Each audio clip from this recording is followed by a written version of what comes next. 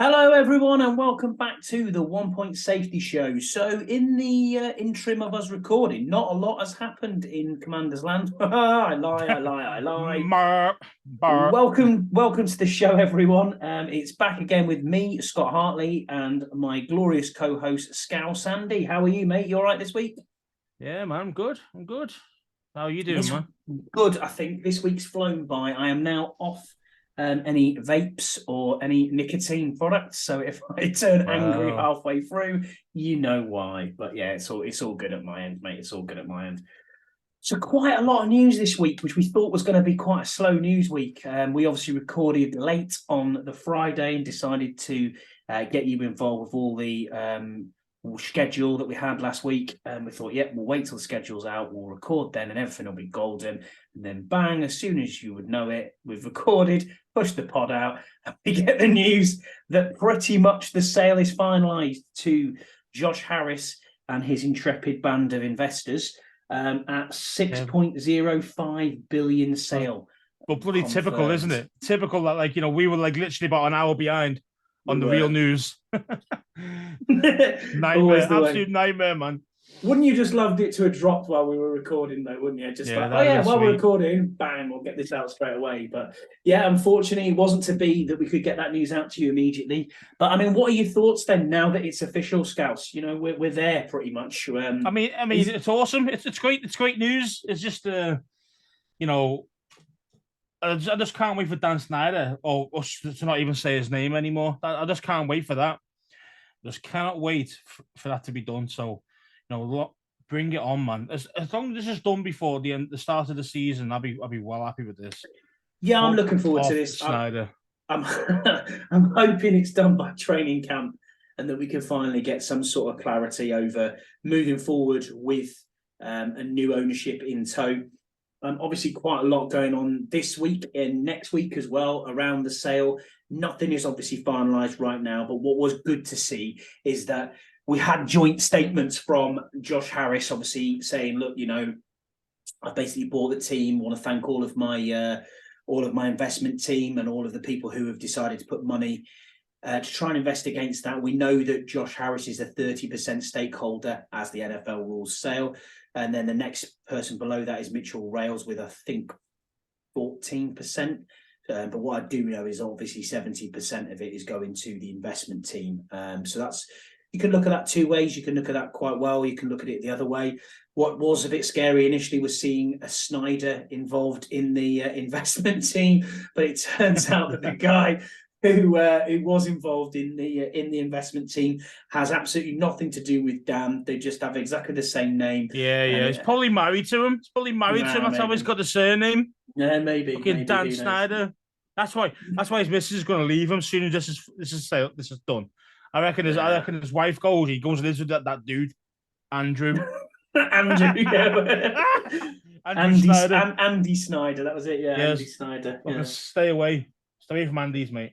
But what was really interesting is when you look at the net worth of the entire group of 18 investors, we're looking at just over 170 billion in net worth. 107 billion in net worth, which is, that's quite a lot of money. It's not to be sniffed at when you've got guys who are on the board of Google's former CEO. You've got people all over the spot, really. But the thing is, though, these guys are all asset rich, though. They're never cash rich, these guys.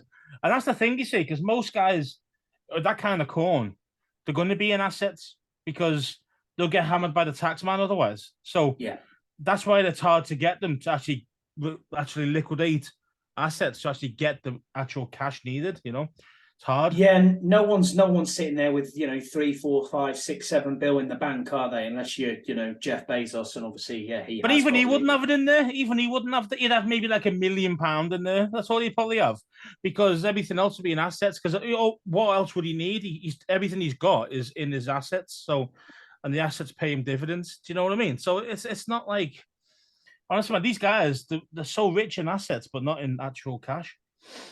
Yeah, so there was an article that came out, I think it was yesterday, actually, and I haven't heard much talk about this across the airwaves or across Twitter sphere or in Commander's Land.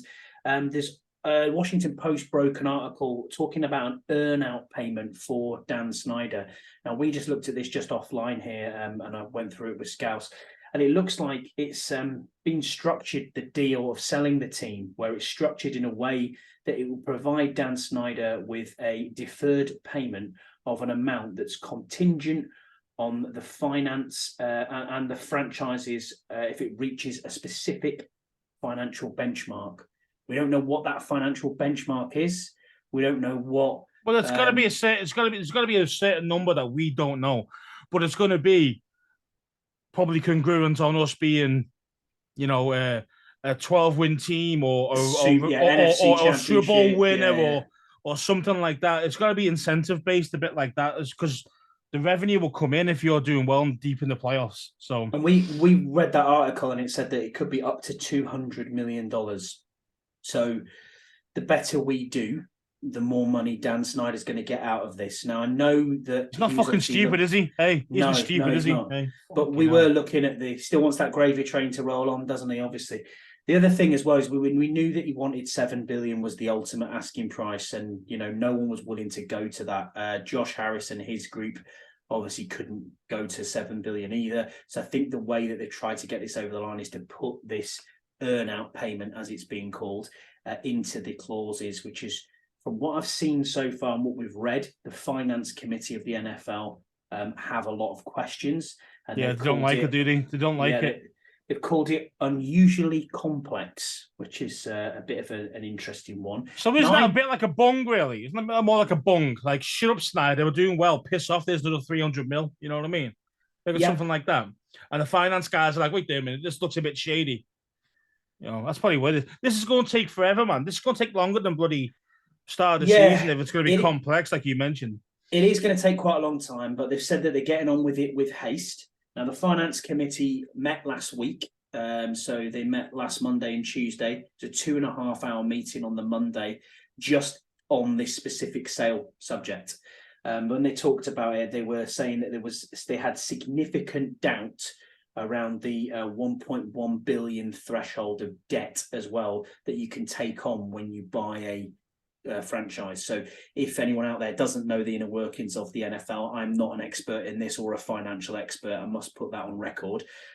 This is just from what we've read and tried to understand from their rules. The rules say that you can buy a team, but you can not go over the maximum debt limit of where you either borrow that money from or if the franchise is already in debt when you take the franchise on. And that is 1.1 billion. And the finance committee have come back and said it looks like this is significantly over that debt threshold. So this is what I don't get, man. Like, you've got 18 dudes here. You just said they're worth 107 billion, and these guys can't afford $6 billion. So obviously, because they're obviously debting it above the $1.1 billion threshold, like you mentioned. So you tell me that these guys have got some sort of debt on it, like 2 billion, 3 billion, whatever. These guys are fucking jokers, mate. If these guys are with 107 mil, these guys are jokers.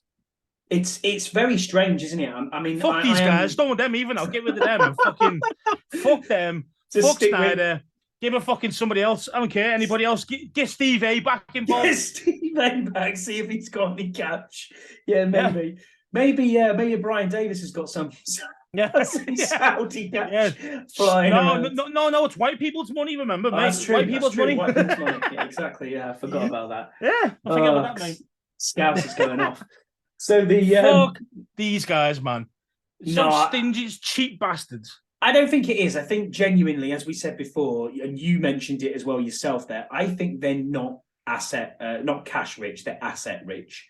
Which obviously, when you're asset rich, what are you liquidating to get to that level of? Bloody sell it all. I mean, the Colombian dude, he could sell his coke a bit more, couldn't he? Sorted. Allegedly, we'll put that out there. Yeah. The 1 Point Safety Show does not endorse. You don't become the richest family in Colombia if you're not part of the gear, Bo. It's simple as that. Simple as that. There's maybe a little bit more to it than meets the eye with this. That's where the finance guys are going. Wait there a minute.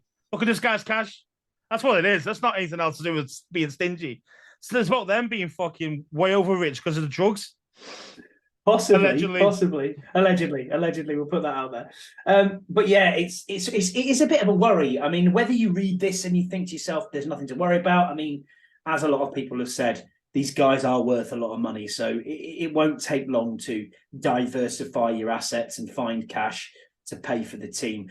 From what I've seen so far, there's been nothing from the actual NFL or from the commissioner or anything from any of these reporters who are out there that would report it to say that the sale wouldn't go ahead. So as far as we're concerned and the Commanders are concerned, it is pretty much sold.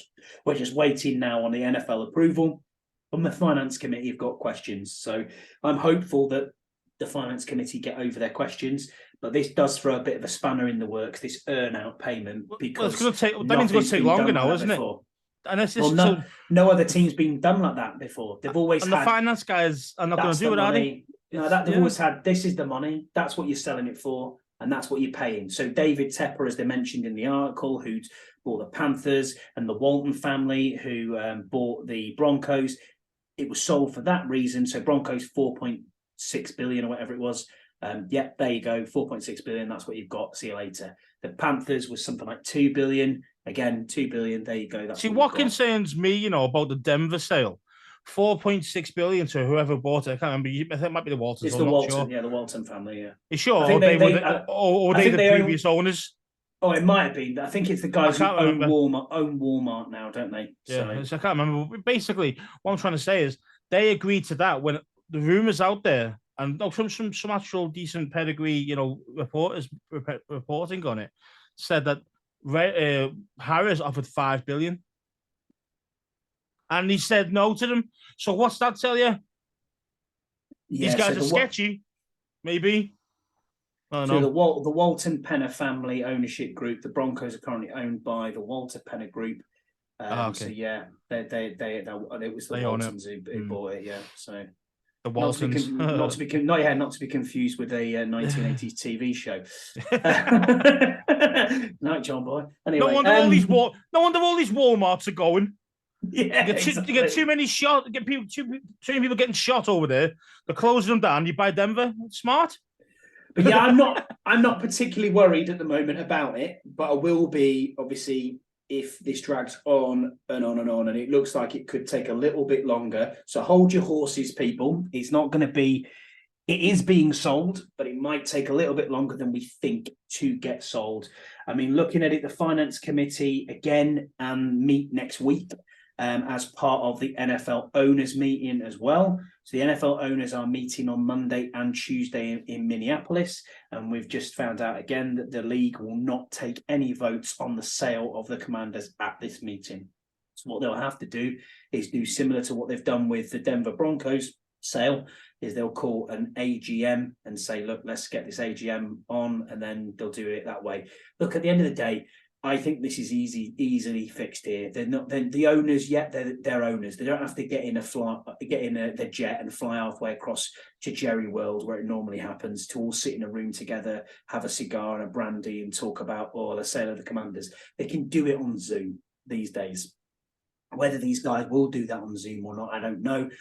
But as we know, it's they don't want anyone hacking in, mate. They don't want anybody hacking into online. You know what I mean? It's 3/4 of the NFL have to do. So it's 26 out of the 32 teams have to approve the sale of the owners of the teams. And then once that's gone through, and the finance committee is the final hurdle. So when you're going through a group of 18 investors, that is going to take its time.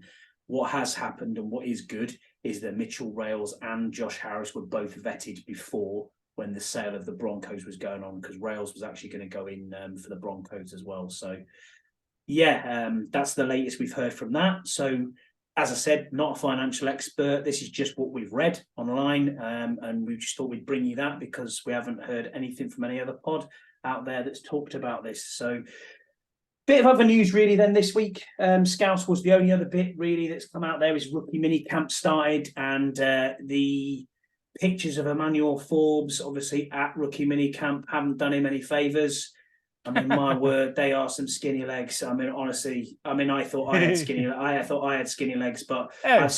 I've seen some sparrows with bigger legs than him. I mean, hey, look at Mo Farah's legs. Yeah. Hey, ultra stick thin, one of the fastest guys in the world in his distance. You know what I mean? So I'm multiple gold medal winner. Look, That I'm not doesn't worried. bother me, bro. That I'm doesn't not worried bother about me. it. Nah, I'm not worried about The it. only time I'll be worried, mate, if he's going to be smacking like running backs it all the time, that'd be my worry. But as a corner, he shouldn't be really be doing that. It should be somebody else's job. You know what I mean? No, I know, but he's not afraid to lay the wood, which is good. You know No, what I mean? but We've you don't seen want that. him. You don't want him being pounded by a running back repetitively. That's what I mean. And Because eventually, body break down. do you think the weight is an issue? I mean, coming in at 166 at a combine, I mean, they're saying now he's about 170. Yeah, he came in at 175 actually. So was he really? Again, yeah, so it's already come on a bit. But he's not going to get it around his legs. He's going to get it around his arms and his upper body more because legs are nightmares, you know. That's why I think everyone looks like Schwarzenegger in the upper body, but it can't get the legs. You know what I mean? It takes fucking forever to get your legs like that. So I'm not worried about the guy's legs. You know what I mean? I think I'm not worried about it, man. I mean, the only time I think he'd probably struggles against like an absolute beast of a wide receiver, like an AJ or something. But being honest, he should, and then them two guys, but everybody else he should be okay against because, you know, he's going to be against number 2 receivers at the end of the day. He is the number 2. You're going to have Saint Goat taking on the wide receiver ones. So, and he's got the size. So I'm not too concerned. Do you then put Kendall Fuller in the slot, or are you looking at Quan Martin? I think he's going to be. I think he's going to be demoted. I think he's going to be actually cornerback 3, and I think you're going to have Quan Martin playing inside there a lot more than anything else. A lot of people haven't mentioned this, but I still think he could be a cap casualty. You know, just purely for the amount of money we're spending. He's money, and also he's not going to. I don't think he's actually going to be. If this Forbes turns out to be any good, he's going to go and start. Mm-hmm. But the problem is St. Goat's always injured. So then you think, well, do you keep him because he's always injured? So I don't know. You still got to pick up a dance. You still got to pick up a Dantzler, haven't you, as well? So that's the same. So our corners actually look pretty good if they stay healthy. Do you know what I mean? Miami, I said there it's Minnesota. It was from the Vikings. I apologize. Yeah, he was. Got my M's, but he was the third rounder.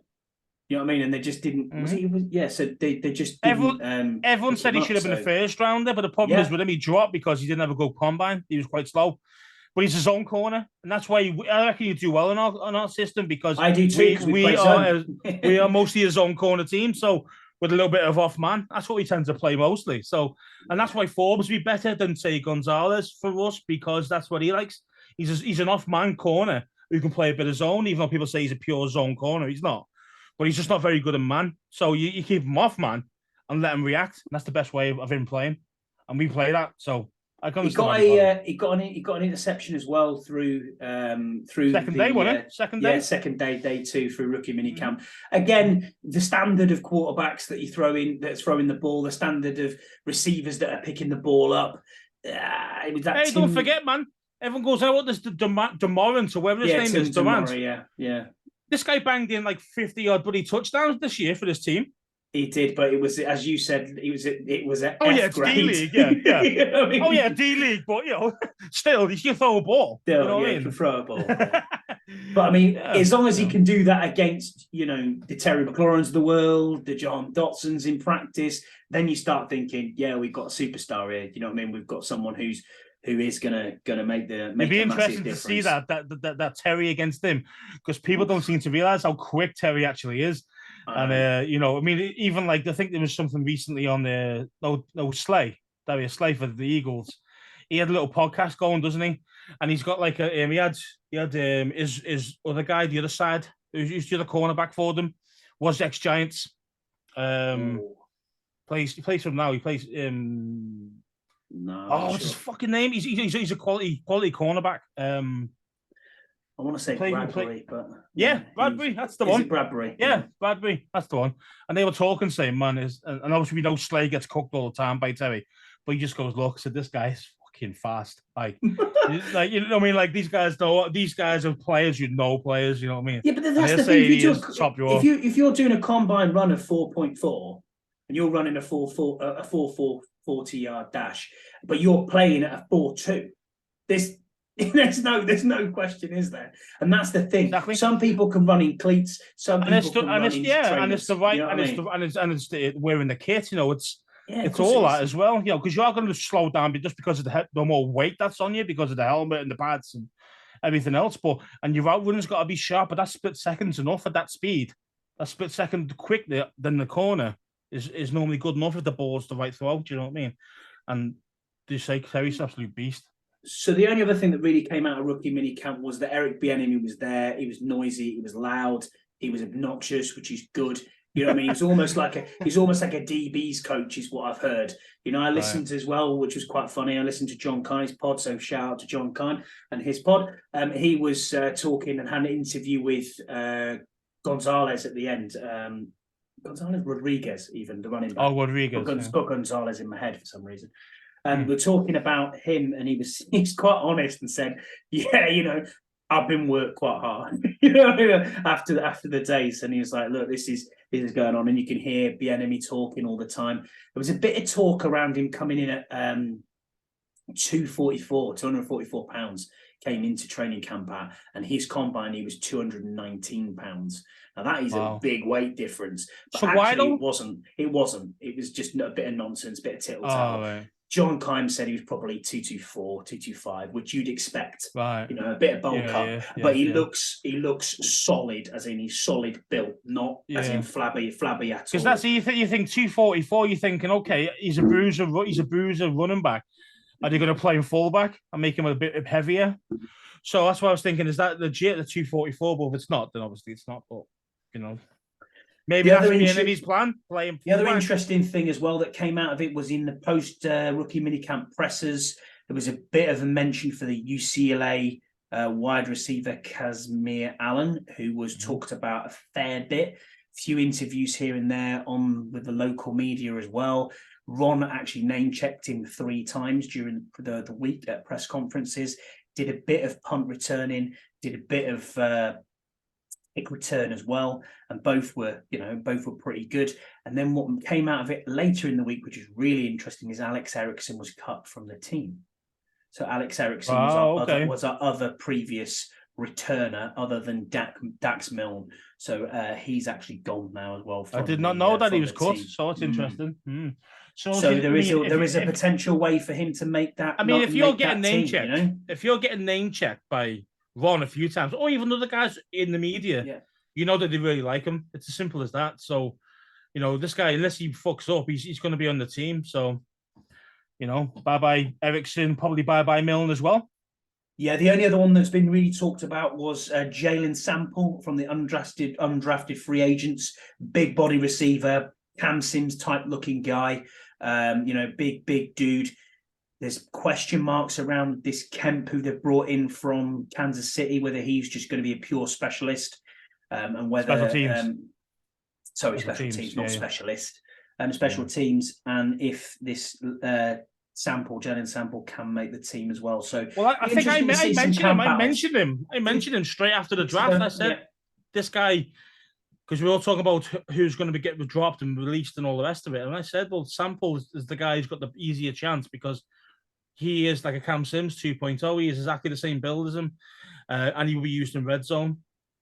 And that's where there's a gap in our wide receiver core. Do you know what I mean? So that's why I thought he'd be the better opportunity to have a chance of getting in. I mean, Kaz Allen probably make it as well because he's a kick returner, but those would be the 2 guys. But everyone's saying Tinsley was out on absolute fire. No, Mitchell Tinsley said he was on fire. Is that the Penn State? Yeah, the guy. He's been injured a lot. He moved around a lot, so he's been a little bit of a nomad. But basically, he said the guy's skill set's class. So it's like, well, okay, that's probably a Jahan Dotson thing. That you probably said, like, hey, this guy can play. You know what I mean? So maybe something like that. So he might be able to nick a practice squad place, or maybe even get in through the back door there. And then the only other person who's obviously been mentioned was our 3rd round pick, Ricky Stromberg at centre, who was also at rookie mini camp or rookie training camp, and every single snap perfect from what they've said. Timing was good. The guy knows what he's doing, man. I mean, this guy's a 4-year starter in the SEC. Exactly. 4-year starter at centre in the SEC. And he got voted the best offensive lineman in the SEC. That is, the guy's quality, bro. Do you know what I mean? You know, don't mess around with him. Do you see Keep him at centre. Do you see him pushing for a start then at centre? I think he's going to push Gates all the way. I really do. I really, really do. I mean, I wasn't expecting it to be probably so quick, but I reckon probably once he gets the nuances down, like, you know, the way we want it, I think by week 4, week 5, he'd probably be second. Barring injury, I think he'd be second choice. and then he'll probably be starting next year if everyone stays healthy. Obviously, if things change, but yeah, of I course. think so. Yeah, and then the last thing on rookie minicamp and the offensive line, because obviously that's come up in questions quite a lot around to the pressers from Ron and to the GM as well, and all the other positional coaches. Lots and lots of talk about who's starting where, who's going what, positional flex. Sometimes I really wish they'd just stop with this. Just put a left guard in a left guard, put a right guard in at right guard, put a centre in at centre. Stop farting around with positional flex. Ricky can play here, he can play there. He's a centre. Can do this. I'm sick and tired of this. Don't play him guard, man. Because don't forget, for these young lads, what he knows is playing 4 years at centre. Mm-hmm. So what are you going to do now? By the way, we're going to make the level go even more intense, make it to the NFL level, and then go, by the way, lad, we're just going to play you in a position that you haven't played in about 5 or 10 years.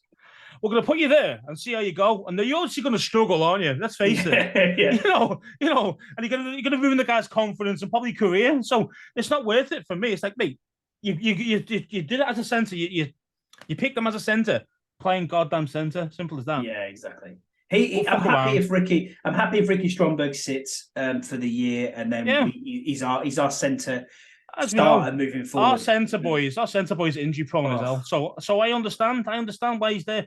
He doesn't get injured that often, But absolutely no mention of Norwell at all again. So yeah, he's fucking gone, man. I think he might be gone. Oh, mate, he's gone before the real camp starts. Possibly, he'll be gone before. Yeah. He'll be gone by June 1. Yeah, most likely. Mm-hmm. So we haven't got a Scousey sizzle this week. So what we thought we'd do is we'd look again back at a little bit around the schedule, but this time we're looking at the level of quarterback opposition that we're playing this year. And we've got some tiers. We're going to tier the quarterbacks that we're playing. Now, if you agree with the tiers, great. If you don't agree with the tiers, that's fine. Put some comments. Give us your comments on YouTube. Give us your comments on Twitter. Come back to us with an answer of what you think the levels are on there, and we'll go from there. So we have our levels of QB as elite, above average, average, meh, are you serious, and Dak Prescott. So if we go through each of these, nobody's worse than Dak Prescott, bro. No one's worse. Yeah, no one's worse than Dak. So we've got Arizona, and Arizona, it looks like we'll be starting against Colt McCoy. So where would you put Colt McCoy on them levels? He's going to be, are you serious? He's going to be under, are you serious? Let's face it. But he is a backup. I'm going to put him as are you serious as well. He's a backup. So, yeah, I agree with you there. That's exactly where I would put him. And don't forget, lads, this is the easiest quarterback of all the year, by the way, being real. You know what I mean? Keeping it real. This is the easiest quarterback we're going to play all season, and we're going to be there for it. So I'm happy because we should win this game quite easily, I think. I hope so. I expect it. Not hope. I'm expecting it. Especially if you're traveling like we are. That's what I'm saying. We're going. I expect to win this time. I expect it. Section 310, if you're interested and you're out there, we'll be there. I'll be 310. 310, with all the other podcasting boys out from America and from the States. We'll be out there, as well as Andy Burrows. So if you are around and you do want to see us, we'll be in the red zone lot most likely before the kickoff, and we'll also be in section 310. So come and see us. Next one we've got is Denver, and that is Russell Wilson. So elite, above average, average, meh, are you serious, or Dak Prescott? I'm gonna be real here. I think he's still above average. I still think he's above average. Wow. I still think he's good. I still think he's good. I mean, last year he wasn't very good. We know that, but again, it's a new system, new area. Those type of things takes a while to settle down. He's got Sean Payton there. I just think being that he's it's the second game, they're still getting used to their game. I think he won't play well against us, but I do see a big upturn in his production next season. To be fair, I'm going to put him in the purely average category. Average, okay. Yeah, because I think he's kind of missed a step. I think he might be on the way down. I don't know why, but the proof is that he was shit last year. Let's face it. He was Dak Prescott last year, wasn't he? Let's face it.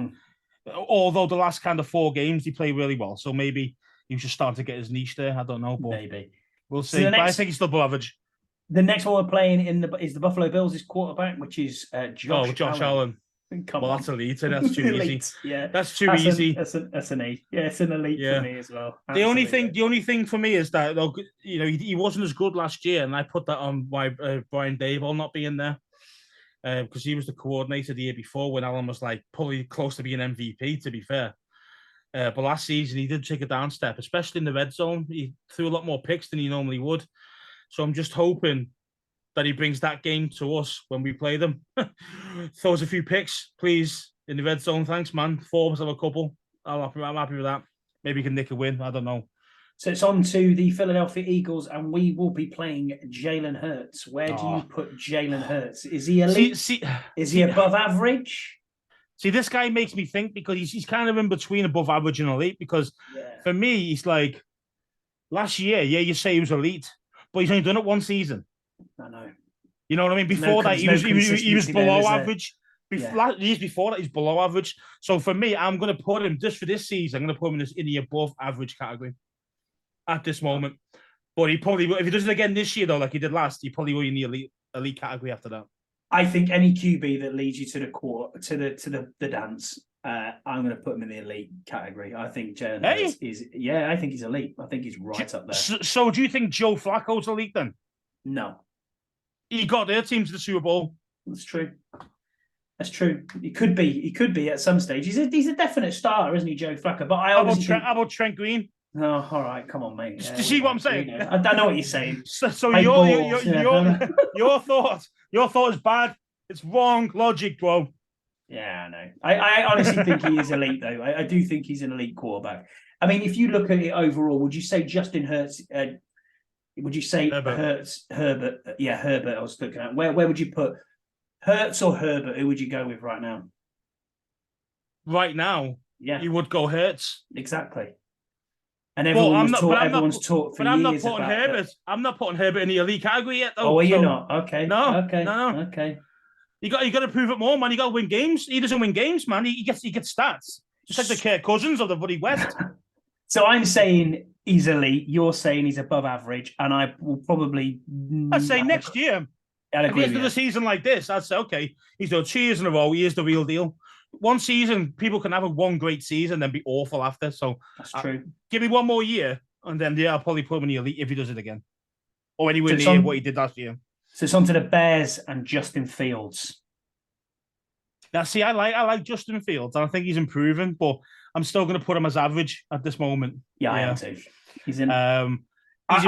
I would have put him below average last year, but before last year. But I think he's got potential to get to being an elite QB.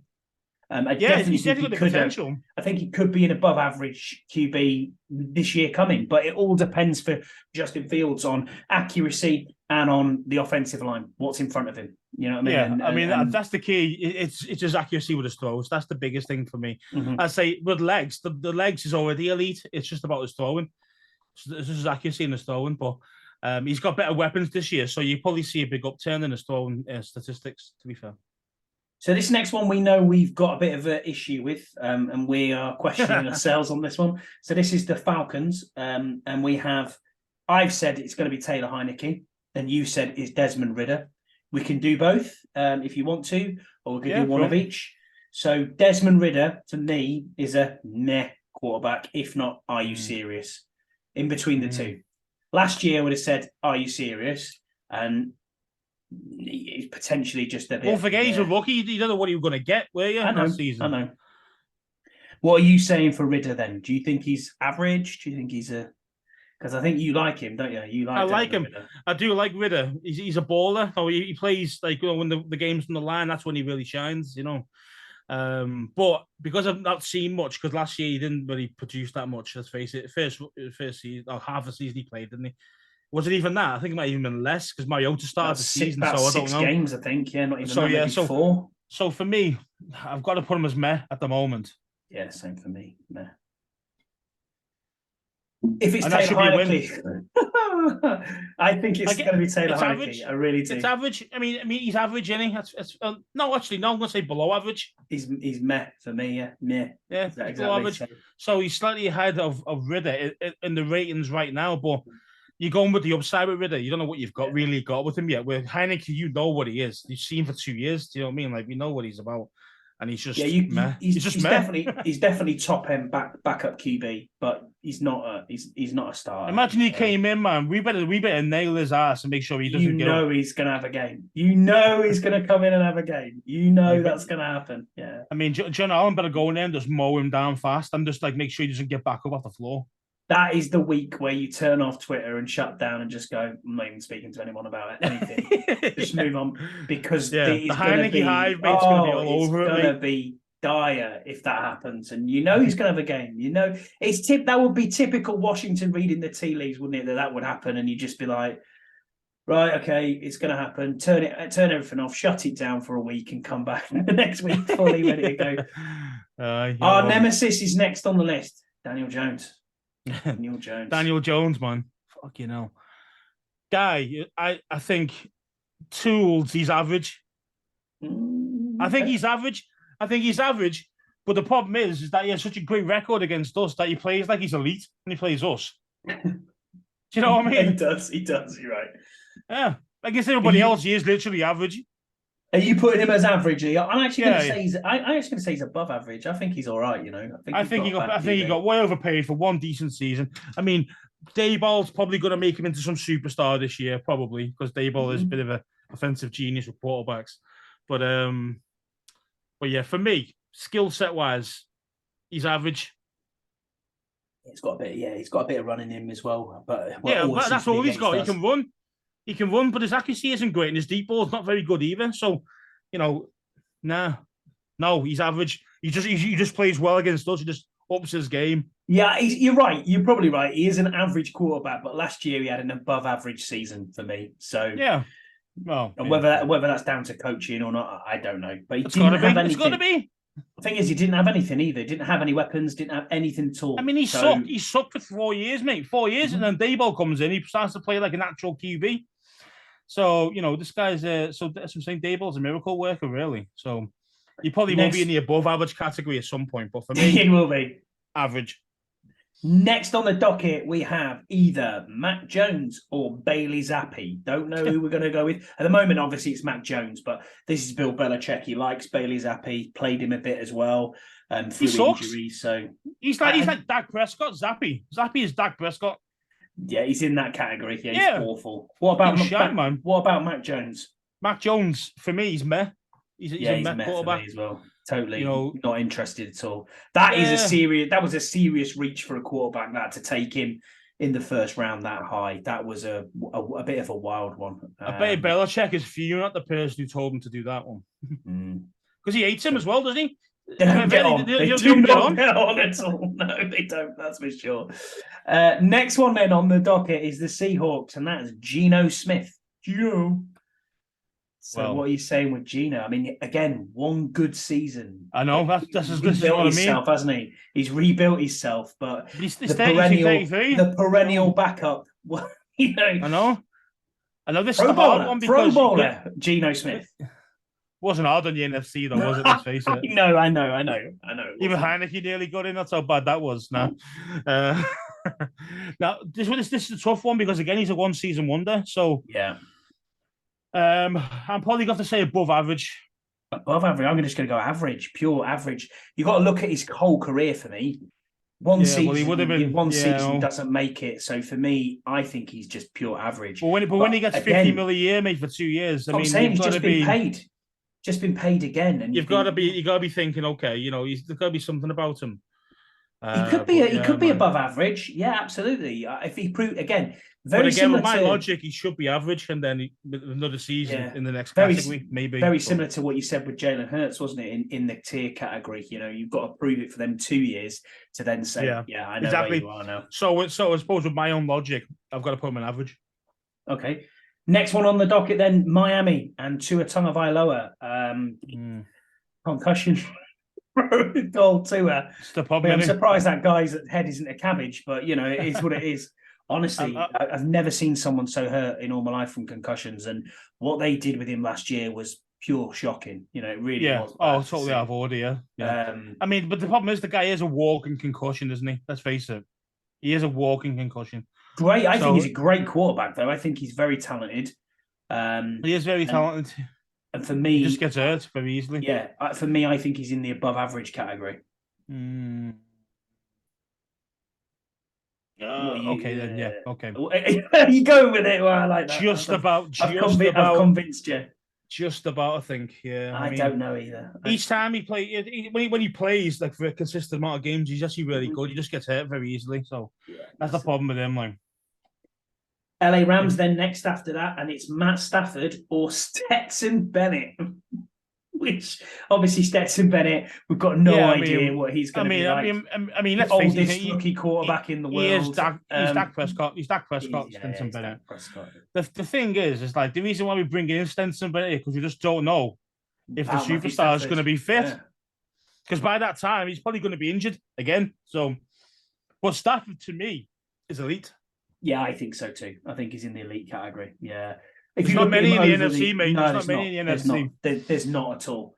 There's not at all. But you're right. He is in the elite category for me as well. Would injuries push him down to above average? No, I don't think so. I don't think at the moment. I think if you can make the Lions look as good as he did when he was there. I mean, look at all the fourth quarter comebacks as well, man. He's got like double more than anybody else ever in history.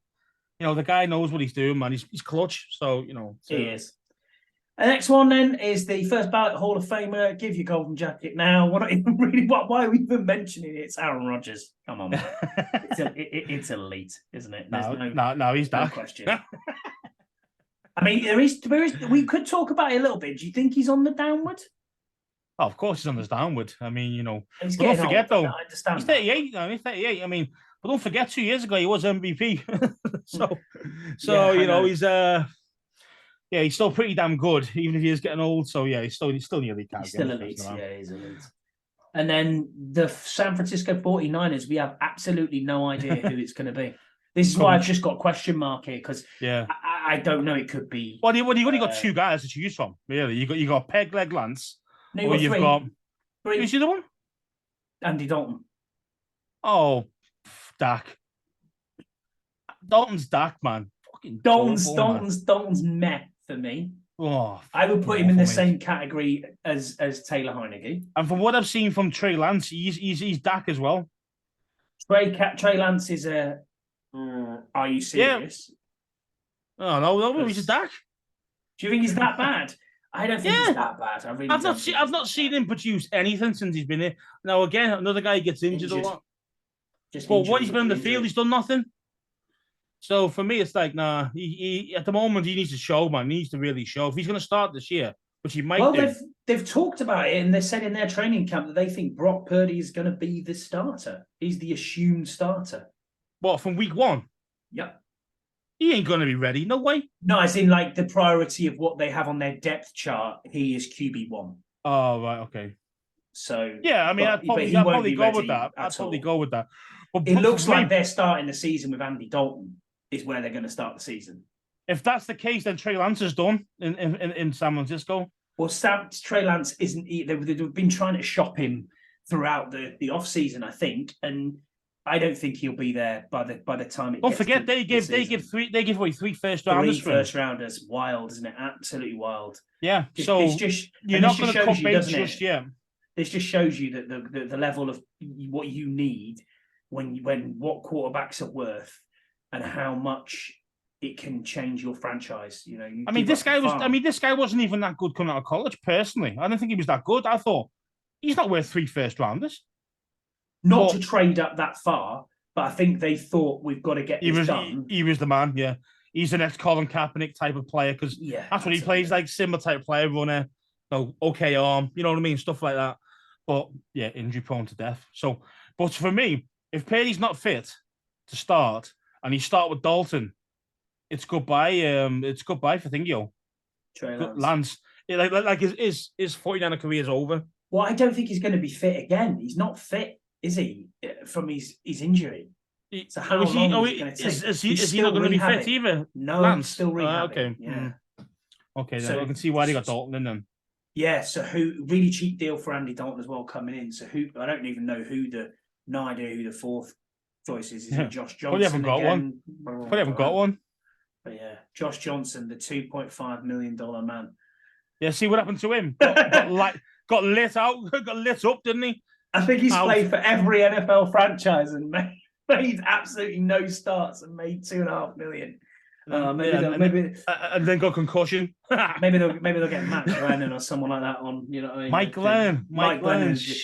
The giraffe neck himself. Is he still going? I think he's still going. No, he's still going. Is he playing? New York, I think. I think he's at the Giants. Yeah. Is it the Giants? It'd be interesting to see. I'm pretty sure imagine the Giants. Imagine that Jones goes out with a hammy or something, and we think giraffe neck comes in. Good old giraffe neck Glennon. That'll be ace. But yeah, that's been interesting. That's been fun. We're not far off what we think, but you're right. The NFC does not have elite quarterbacks. Really, many of them at all. Not many. So, I mean, let's look at it. I'd say one guaranteed, and then maybe maybe one more. That's Hurts. You know what I mean? Two guaranteed. I'd say, and one in Hurts. So if Stafford's fit, he's elite. And then Rodgers. And that's your two, and then you. But Rodgers is Rodgers is the Jets, isn't he? Isn't that the AFC? Oh yeah, Jets is AFC. You're right. Yeah, absolutely. Yeah. So in the NFC. That's what I'm saying. Oh yeah, that's what I'm saying. Is there? That's what I mean. Oh god. There's Hurts and there's Stafford, and even then, I'm borderline with Hurts at this moment. And where are you going after that? I mean, what are you looking at? Who's at New Orleans now? It's Derek Carr. Derek Carr, yeah, exactly. Okay, you could say average to above average, maybe, if you wanted to push it to there, but he's nowhere near elite. I mean, so there's a big drop off, man, from the real. You've got to say Dak's probably one of the top QBs, but I know we took the piss out of him here because obviously, but he's one of the top QBs in the NFC, though, isn't he? Really, and he's not even that good. Way. He's not even, but he generally is not that good. Okay, he's not like dog shit, but I'd say he's average. I would say he's an average quarterback. And I think that's what I'm saying. Like he's not pushing the elites. Do you know what I mean? Like the Dallas fans will tell you he's elite, but yeah, I know. Idiot. So this then boils it back down, really, I suppose, quite nicely to how Sam Howell is going to do, and it'll be very interesting to see what we get out of him this year. What I want to see out of Sam Howell is literally just, as we spoke before, consistency. Just he doesn't have to go out there and wow me and throw for 5,000 yards and 35 touchdowns. Yeah, it'd be great, but let's just get top 15 to top 20 even quarterback play. I mean, if we look at where we were last year, what was 29th ranked quarterback was Taylor Heineke, and the 30th was Carson Wentz. They were like one off. I mean, come on, that's not going to win games. But they suck, but we still got eight wins. So do you know what I mean? So if you can get to that mid-tier, you can get to that 15 to 20 range, and you know that there's still some upside going into the following season, and you've seen that Sam Howell is the guy and it can get better, then great. That's good for me. You're going to win more than 8 games if you look at it that way. I mean, being honest right now, the hardest part to know is that it is a genuine question mark. He's played one game. He had a good game, made one big error, but I'm expecting rookies to make mistakes, man. It's as simple as that. Of course you are. I thought for a rookie in his debut, I thought he played great. Really impressed, and that's probably the reason why I'm on the Howell train. Now, the thing is, as I say, we don't really know. I mean, all we can see is we can see what he did in college and see can that translate, and the skill set does, and the mentality does. So that's another thing that I like about him, is that this last season, okay, he didn't have the great stats. He wasn't in the high. He was in coming to his last season. He was in the Heisman Trophy discussion before the season started, but then obviously he lost all his players. Do you know what I mean? Like he lost like 5 of his first team offense. 3 wide receivers, 2 running backs, and I think 2 offensive linemen all went to the NFL. So left him with basically fuck all, and then they're like, okay, what am I going to do here? So what's he do? He's got nobody open. He's got no protection, but he still takes the team on the back and start. Okay, I'm going to start running more. And he got quite a few touchdowns. He ran for 500 yards last year, which is he's only used to running maybe 50. No, he's used to running 50 in the previous 3 years, 2 years. So he really maximized his legs because he had to, and he still got wins. Okay, they didn't get really far, but they were in the top 20 in the country, for about the first 5 or 6 games. Then obviously they tailed off a bit, but that just shows that this guy's got it. He's got what it takes as up here as well. Not just he wasn't just throwing stupid picks. He wasn't just taking dumbass sacks. He was doing what he needed to do to get the job done. okay, his stats didn't look amazing last season. They didn't, and that's why he dropped. But that wasn't his fault. Do you know what I mean? But what I see is, what was he doing when the times were really tough? You know what I mean? And I thought his last season was probably his best season, even though stats wise it didn't look that way. And that's why I think this guy's got the tools, man. He really has. I mean, I've never been this excited over a rookie here since RG.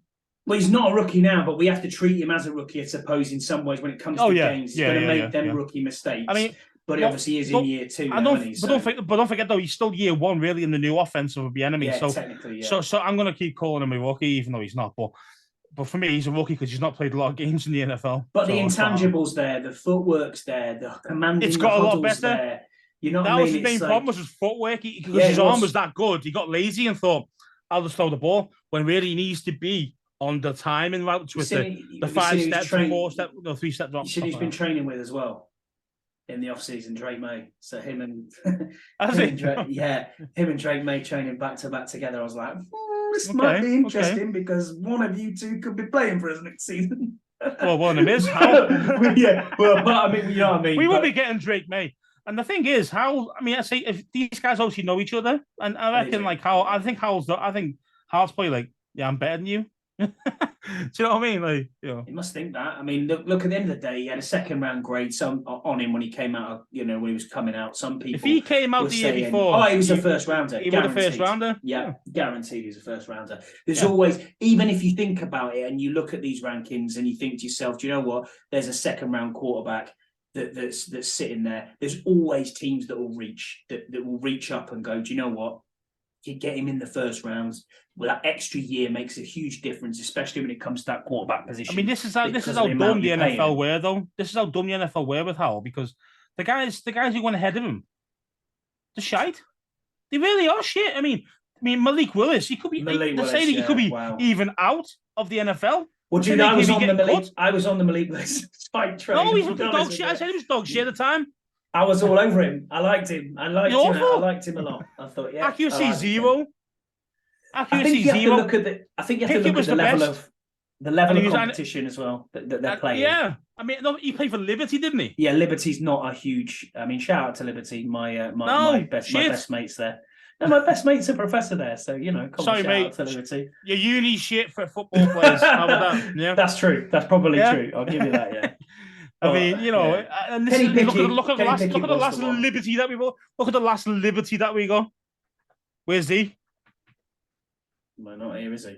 He's gone. Gandy Golden. He's gone. Yeah. You know what I mean? He's another. It was Gandy Golden. It was the Rubik's Cube master. He was a wide receiver, and then we put him to tight end. He didn't even make it there either because he was tall. So that's how dung he was, mate.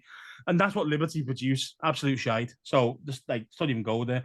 I mean, this is the problem that I see with these quarterbacks now.